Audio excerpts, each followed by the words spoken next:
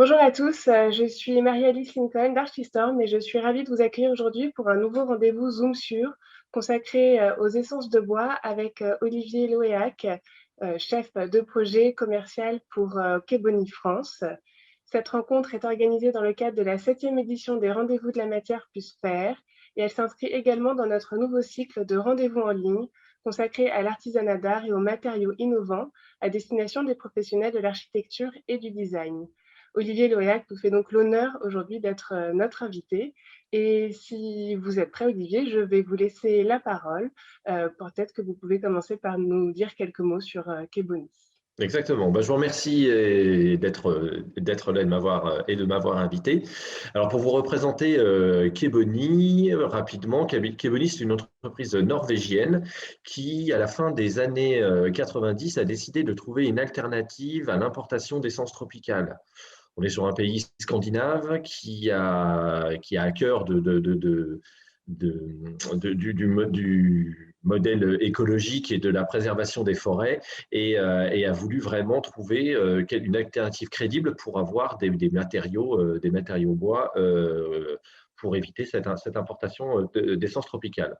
Alors, ils ont découvert du côté du Canada un brevet de modification cellulaire des bois résineux, un brevet pas tout à fait abouti qu'ils ont racheté, développé et surtout regardé s'il était industrialisable ou pas. Et c'est début des années 2000 qu'ils ont lancé leur première usine sur la Norvège. Voilà. Et quelles sont les essences de bois que vous valorisez? Alors, on travaille deux essences de bois principalement, que sont le pin radiata et le pin sylvestre. Alors, pourquoi le pin radiata? Parce que celui-ci va avoir un look à peu près similaire à une essence tropicale, puisqu'il va être net de nœuds, lisse, vraiment très contemporain dans son aspect. Et le pin sylvestre qui, lui, va être noueux avec du veinage et de la structure en surface pour donner des looks un petit peu plus rustiques.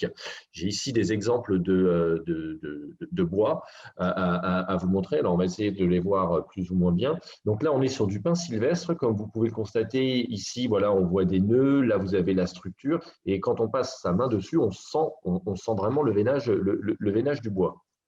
À l'inverse, donc vous avez le pin radiata qui, lui, est beaucoup plus lisse.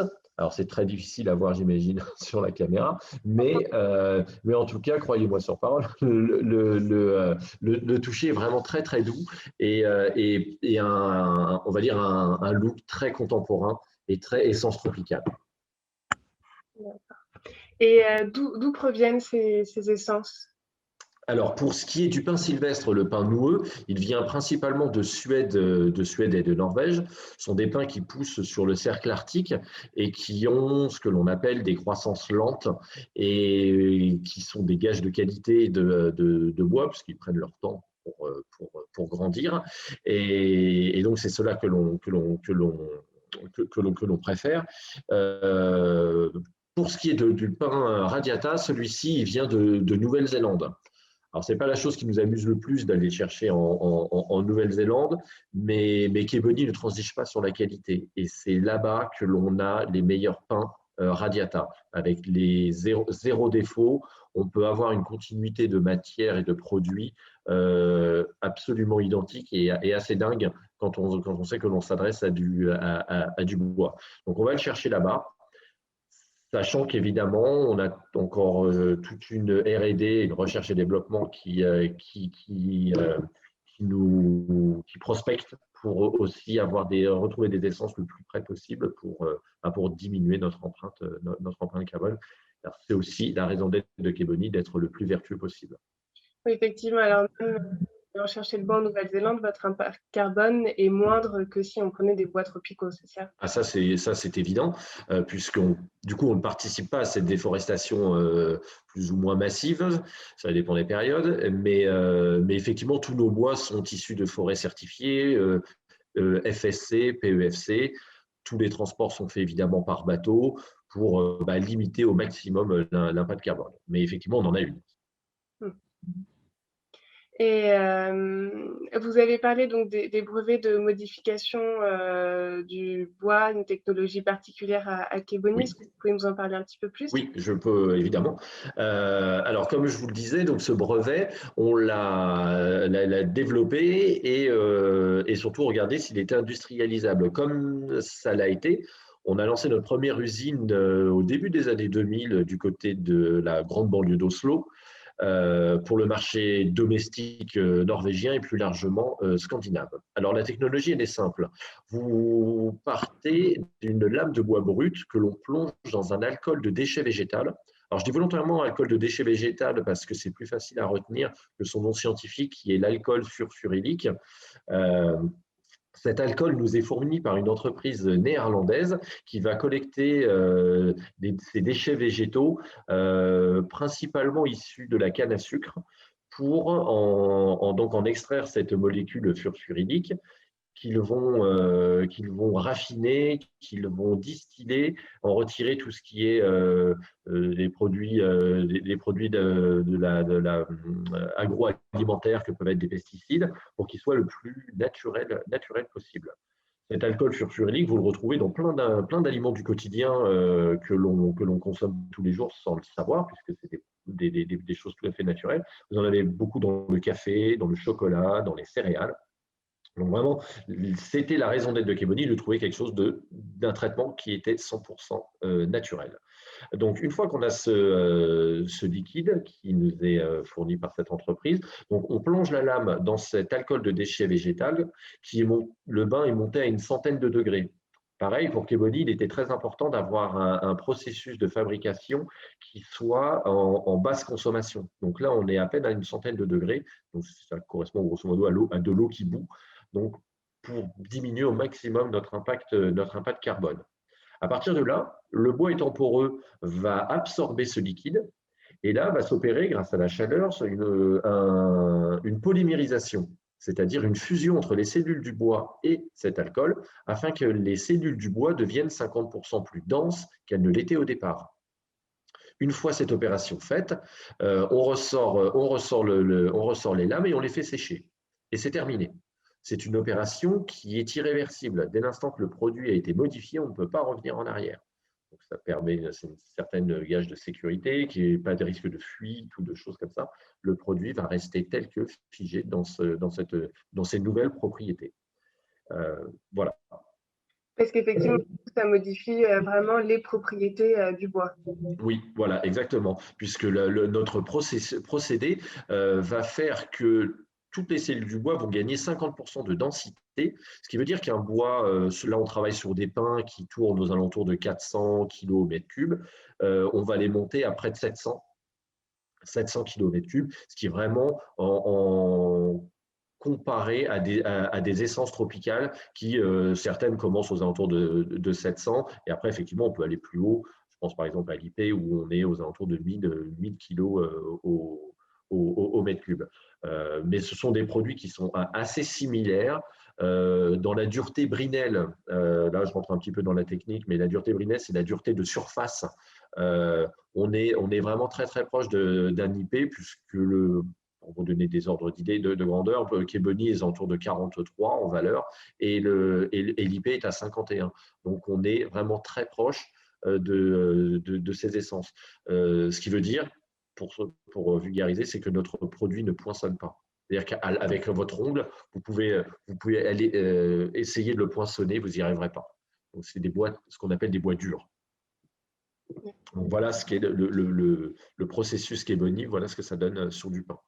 Et c'est ce qui les rend donc plus durables dans le temps et donc respectueux de l'environnement. Voilà, exactement. Puisque nous, nos bois, avec cette technologie, on est certain de leur durabilité dans le temps, à tel point qu'on va vous les garantir 30 ans, aussi bien les lames de terrasse, de bardage, on a de la toiture et d'autres profils, mais on va vous les garantir 30 ans contre le pourrissement de la lame, l'attaque de nuisibles et même la déformation. Ce sont les 3 points principaux critiques du bois qui, dans le temps, peuvent avoir ces soucis. Et là, étant sûr de notre produit, on le garantit, on va garantir 30 ans toutes ces lames. Alors, je rassure les gens, le produit va durer plus de 30 ans. C'est-à-dire qu'au bout de la 31e année, il va pas s'autodétruire. Mais voilà, c'était pour donner une garantie suffisamment importante pour retirer de l'esprit aux gens de dire bon, c'est une nouvelle essence, un nouveau procédé, on ne connaît pas, j'ai pas envie de risquer ou de tester quelque chose que je ne connais pas. Là, vous avez cette garantie qui est garantie constructeur et qui va enfin, qui est censé vous rassurer sur le produit dans son utilisation. Absolument. Et vos bois respectent certaines certifications aussi. Oui, oui, oui, bah, c'est ce que je parlais tout à l'heure. Tous nos bois sont issus de forêts FSC, PEFC, et qui sont des organismes qui vérifient le côté civiculture des arbres. Est-ce que il y a alors certains usages qui sont plus adaptés à certaines essences de bois et de façon générale, quels sont les usages possibles en fait de vos bois? Alors, pour nos bois, ils sont principalement utilisés pour la terrasse et le bardage. Bardage, c'est habillage du bâtiment. Après, étant scandinave, on a aussi quelques profils de toiture. On a aussi quelques profils de construction dites légères, que peuvent être des pergolas, des auvents. On a aussi des profils pour avoir de la main courante, des garde-corps. Euh, et puis j'ai quelques profils d'appui-fenêtre et j'ai ce qu'on appelle de la matière brute pour pouvoir la raboter à l'envie selon les besoins des différents projets. Un point que je n'ai pas abordé, qui est quand même important, c'est que cette matière brute sera forcément en pain radiata, car le pain radiata a la particularité d'être une véritable éponge, et lors de notre traitement, on a ce qu'on appelle un traitement à cœur. Donc là, vous pouvez le voir ici, le produit a complètement pénétré la lame, ce qui n'est pour le coup pas le cas du pain sylvestre. Là, vous voyez une légère différence de couleur. Ça, c'est dû au duraben, qui est le cœur du bois du pin sylvestre, qui est beaucoup trop dense et le liquide n'arrive pas à pénétrer en son cœur. Alors, ce n'est pas grave. Ils ont quand même tous les deux les mêmes caractéristiques. La seule chose que l'on demande, c'est que quand on utilise la gamme caractère, donc c'est la gamme avec des nœuds, c'est d'utiliser le profil tel que. On ne le modifie pas, on le coupe évidemment en longueur selon le besoin, mais il y a juste le champ à traiter avec une cire. Et puis après, voilà, ça vous garantit sa durabilité dans le temps vis-à-vis de la pluie principalement. Ça répond justement à ma question suivante qui était sur les possibilités d'usiner donc le bois Kéboni, mais voilà, Voilà. ça dépend effectivement donc de Donc ça l'essence. va dépendre. Le radiata, autant que vous voulez, ça, pas de souci puisque son traitement est à cœur. Par contre, sur le sylvestre, ça va pas, ça va pas être possible. C'est pour ça qu'on a beaucoup plus de références en sylvestre disponibles, de profils différents. Comme ça, on peut s'adapter à plusieurs travaux, alors qu'avec le radiata, on a un peu moins de références parce que du coup, vous allez pouvoir en faire ce que vous voulez, sorti des classiques terrasse, bardage, profil terrasse, bardage. En effet, on m'a posé la question justement sur les dimensions des profils, donc vous avez un choix Oui, vraiment large. j'ai pas le compte total, mais on a une quarantaine de profils différents. Oui. Aussi bien donc terrasse, bardage, toiture, tout ce que je viens d'évoquer. OK. Et une autre question, est-ce que le traitement que du coup vous faites subir au bois a un impact par la suite pour le recyclage? Ou alors du fait que ce soit un traitement naturel, finalement il y a aucun Voilà, c'est ça. C'était encore une fois la raison d'être de Keboni, c'est d'avoir un produit qui n'impacte en rien l'environnement, jusque, comme vous l'avez dit, dans sa détérioration de produit. C'est-à-dire que nos bois, vous pouvez les abandonner en pleine forêt, en aucun cas ils vont venir polluer la biodiversité d'une forêt. Traitement naturel, 100% naturel. Donc, nos produits n'impactent en rien ces biodiversités. On peut même le brûler. La seule chose qu'il faut savoir, c'est que les bois Keboni, si on décide de les brûler, vont chauffer très fort, puisqu'on est sur des bois denses, durs, comme je le disais tout à l'heure, et donc ça monte très très fort en température. Donc il faut avoir des fours un petit peu prévus pour ça. C'est pas quelque chose que l'on met dans sa cheminée pour On va éviter. voilà, exactement. Est-ce que vous avez peut-être quelques exemples à nous montrer Alors oui, alors de réalisation, oui, je peux vous montrer effectivement quelques réalisations. Je vais vous montrer quelques exemples de réalisations Keboni à travers le monde, puisque Keboni, comme vous l'aurez compris, est principalement implanté dans les pays scandinaves, mais pas que, puisque nos gros autres marchés sont les pays, l'Allemagne, l'Angleterre, la France, puis après, de manière plus marginale, tout ce qui est Espagne, Italie, Suisse, Autriche. Et nos deux gros autres marchés mondiaux sont les États-Unis et le Japon. Et pour ce premier exemple, là, on est en Allemagne sur un hôtel qui a fait un accès plage pour ses résidents en lame de bois Keboni radiata cette fois-ci euh, qui, euh, qui permet, comment dirais-je, qui est donc cet accès permet aux clients d'avoir un chemin, un chemin et plutôt, oui. on imagine que le bois est plutôt mis à l'épreuve justement en bord de Bah, mer. c'est l'idée de cette photo, c'est que vous êtes au-dessus de la plage et donc dans un environnement un peu agressif puisque les grains de sable peuvent être très abrasifs. Vous avez l'eau de mer qui est un peu plus loin, qui va forcément venir à un moment donné sur le platelage et alors forcément plutôt sous forme de gouttes. Que sous forme de vagues. Mais bon, quand même, voilà, ce sont des environnements qui sont un petit peu hostiles pour les lames de bois. Et le Keboni s'en sort à chaque fois très bien dans sa durabilité sur ce type de platelage. Un autre exemple avec alors, voilà. Avec le pin sylvestre cette fois-ci, où là, on est sur un accès public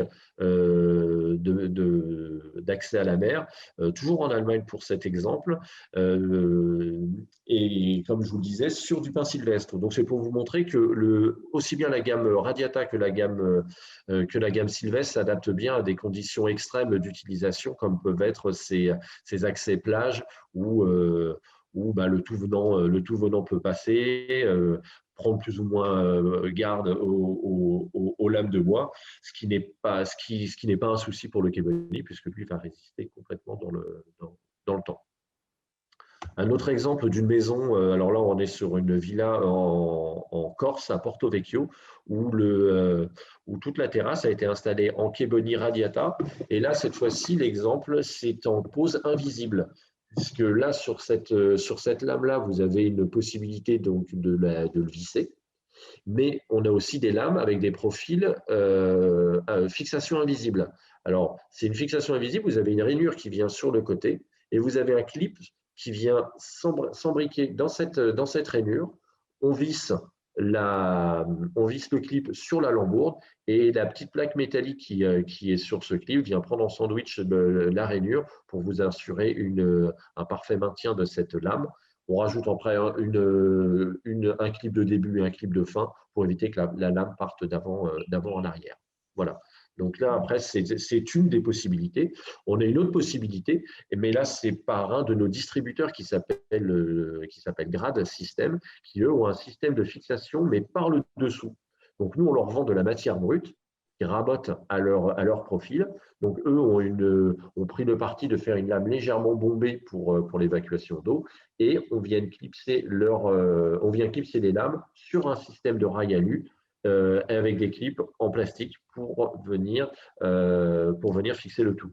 Le gros avantage de cette technologie, c'est que vous pouvez défaire la terrasse, défaire la terrasse et n'importe quelle lame à n'importe quel endroit en déclipsant la lame dont vous avez besoin de retirer. Donc, c'est un procédé qui est plutôt très ingénieux et extrêmement haut de gamme dans sa durabilité. Puisque, pour tout vous dire, leur système de fixation est également garanti 30 ans. Donc, quand on a le système de fixation 30 ans plus le Kebony au-dessus 30 ans, on part serein avec sa terrasse. Autre exemple de réalisation, là on est en Norvège, où une jolie maison a été construite le long de leur côte, avec une terrasse, plutôt un bord de piscine qui a été fait en pain radiata.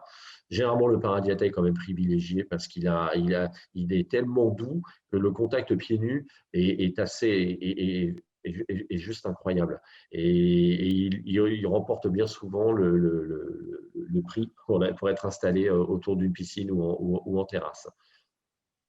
Pour ce qui est du reste de la maison, ils sont partis sur du pin sylvestre, où là, vous pouvez constater, puisqu'on a pris les photos, on prend toujours grosso modo les photos 3-4 ans après pour voir comment le bois a tourné. Parce que c'est vrai que c'est un point qu'on n'a pas abordé, mais les bois vont se comporter de la même façon que les autres bois, c'est-à-dire qu'ils vont griser à l'épreuve du temps que sont le soleil, la pluie. Ils vont tourner au gris. Et là, comme vous pouvez le constater, les nœuds grisent également, ce qui est assez rare dans des bois, surtout quand on les compare à des bois thermochauffés qui, eux, ont tendance, même toujours, les nœuds noircissent, ce qui donne à la façade après un aspect pas très, qui est un peu moins net. Autre point important, c'est que tous les nœuds des bois Kebony vont rester en place et ne vont jamais sauter. Ça, c'est important. Là, l'autre exemple, c'est justement pour vous montrer comment va griser le Kebony. Donc là, on est sur la gamme Radiata, et comme vous pouvez le constater, toutes les lames grisent pratiquement de la même façon, pratiquement de la même intensité, ce qui fait qu'on a une homogénéité sur les lames qui est assez rare et peu courant pour ce type de produit. On pourrait presque croire qu'on a un produit industriel, alors qu'on est quand même sur des produits vivants et que chaque lame correspond à un arbre complètement différent quand on installe ce type de projet. Là, c'est un autre exemple d'une paillote qui a été installée à Saint-Tropez. Là, c'est un exemple qui est assez intéressant parce que je pense qu'on va être confronté de plus en plus à ce type de problématique à l'avenir. C'est que là, on est sur une délégation de domaine public au privé, et la mairie de Saint-Tropez, pour ce qui est du bois, mais c'était valable aussi pour les autres matériaux, a interdit tout ce qui est essence tropicale. Et donc l'agence qui était en charge de ce projet, qui pour la nommer l'agence MADEC à Paris, a fait des investigations et a proposé le Kebony, car c'est celui qui répondait le mieux à toutes les exigences et toutes les contraintes que peut être une terrasse sur une paillote. Vous avez donc la restauration qui va forcément à un moment donné avoir un effet sur la terrasse, parce qu'il va y avoir des choses qui vont tomber dessus, plus ou moins grasses, il va y avoir des taches il va y avoir du vin, il peut y avoir l'abrasion du sable, tout ce qui est eau de mer, pareil, rapporté. Et le Kebony se comporte vraiment aussi très très bien sur ce type d'éléments. Autre exemple, voilà, là c'est pour vous montrer une maison typique scandinave en bois sylvestre pour ce qui est du bardage. Bien souvent dans les pays scandinaves, vous verrez, ils utilisent principalement du pin sylvestre pour le bardage, car pour eux, le bois se doit d'avoir des nœuds, du veinage. C'est des choses très, très importantes pour eux. Là, voilà, un autre exemple de terrasse, c'est toujours en pin sylvestre pour cet exemple. Là, l'idée de vous montrer ça, c'était pour vous montrer la grande stabilité des produits Kebony. Là, comme vous voyez, la pose est en chevron, c'est-à-dire a été aboutée en forme chevron. Et encore une fois, les photos ont été prises 4-5 ans après la pose, et vous le voyez, aucune des lames n'a bougé dans son alignement, ce qui est très rare. Les bois Kebony sont extrêmement stables. parce que pour ce qui est du pin sylvestre, ça va bouger à peine de 5%. Et pour le pin radiata, c'est encore moins, il va bouger dans les 2%. Voilà. Après, voilà, là, c'est un hôtel en Grande-Bretagne, voilà, qui a été bardé, et la terrasse également en pin radiata. Une maison en Lituanie où tout le bardage et la toiture, où il y a un très joli travail d'architecte dessus, a été fait en lame de terrasse pour le coup, en Keboni radiata. Des maisons secondaires typiques scandinaves, des docks. Ça marche aussi très bien pour les températures très basses, comme vous pouvez le constater. Donc là, on est du côté de Lillehammer en Norvège, où tout un hôtel a été bardé en Keboni, là c'est en pin sylvestre. Et là, pour le dernier exemple, c'est une agence d'architectes du côté de Chambéry. Vous en êtes sur le lac d'Aix, qui a décidé de tester le quai Bunny. C'est l'agence JMV Resort qui a fait sa terrasse comme ça. Alors là, on est pour le coup, l'architecte, le cabinet est juste en dessous. Mais il a voulu essayer le quai Bunny, car ils font beaucoup d'énormes projets d'hôtels sur la Savoie, Haute-Savoie, et il voulait essayer de sortir des essences tropicales, et donc il a décidé de tester chez lui le quai Bunny, et pour voir comment celui-ci allait se comporter dans le temps.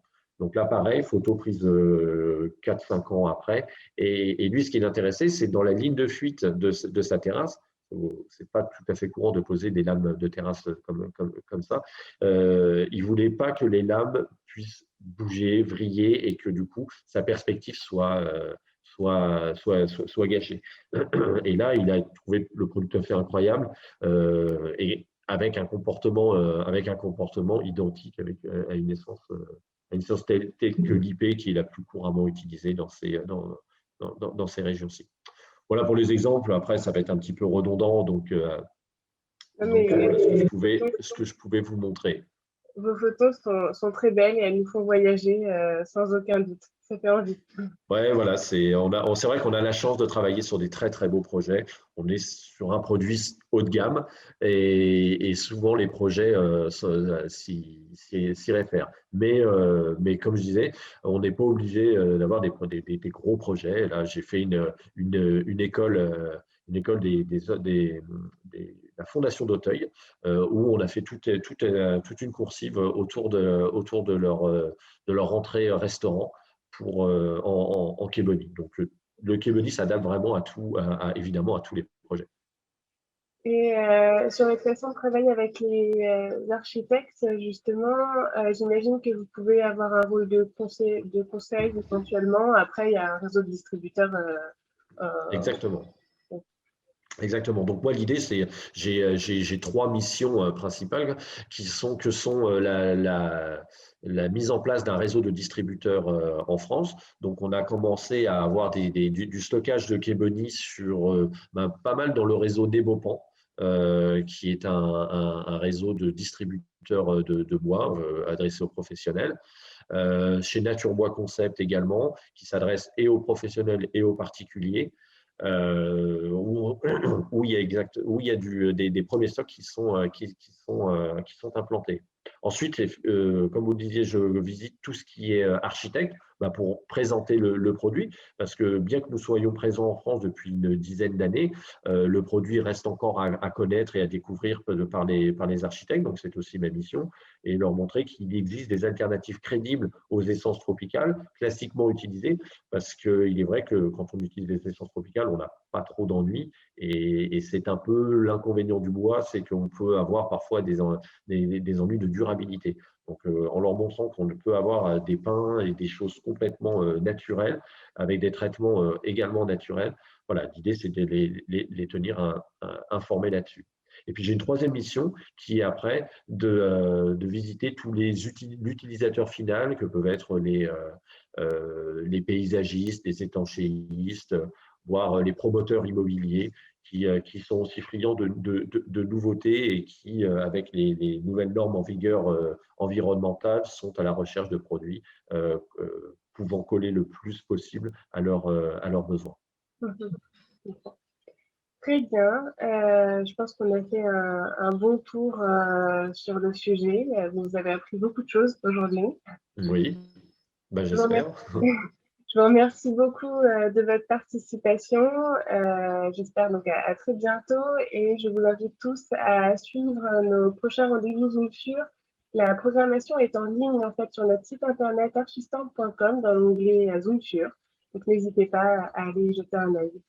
Je vous remercie encore et je vous souhaite une très très belle journée. Merci beaucoup. Merci.